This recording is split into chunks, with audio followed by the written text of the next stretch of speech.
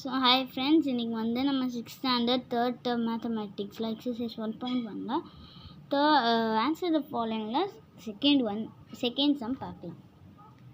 Question என்னன்னா, what is the total of 3 1/3 and 4 1/6 அப்படின்னு கேட்டிருக்காங்க. ஸோ இப்போ நம்ம 3 1/3யும் 4 1/6 ஆட் பண்ணணும்.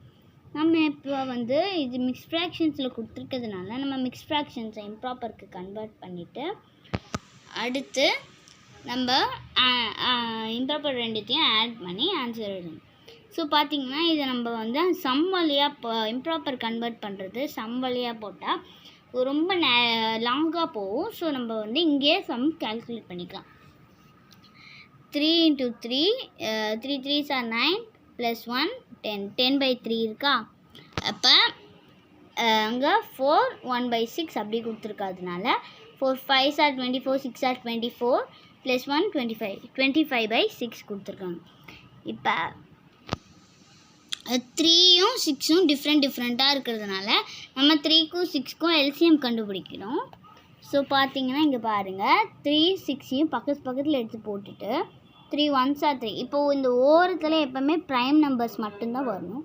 காம்போசிட் நம்பர்ஸ் அது தவிர வர நம்பர்ஸ் எதுவுமே இங்கே வரக்கூடாது.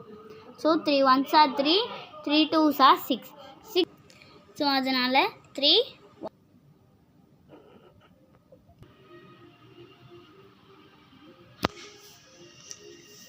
இப்போ 3 1s are 3ங்கிறதுனால 1 கீழே போடணும்.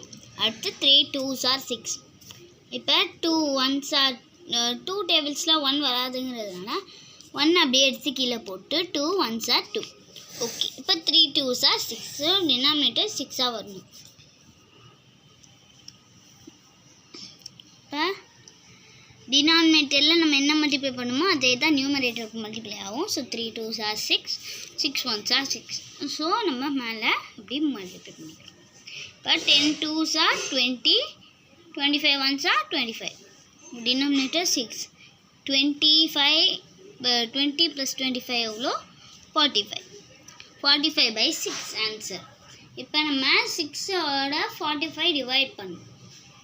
ஓகேவா. ஸோ இங்கே பாருங்கள், ஓகேவா. 6 5s are 30 6 6 are 36 6 7s are 42. ஓகேவா. 6 8s are 48 போகிறதுனால 6 7s are 42. மைனஸ் பண்ணிங்கன்னா உங்களுக்கு 3 வரும். 7 3/6ன்னு எழுதியிருக்கும். இப்போது நம்மளால் இதை வச்சு கேன்சல் பண்ண முடியும்.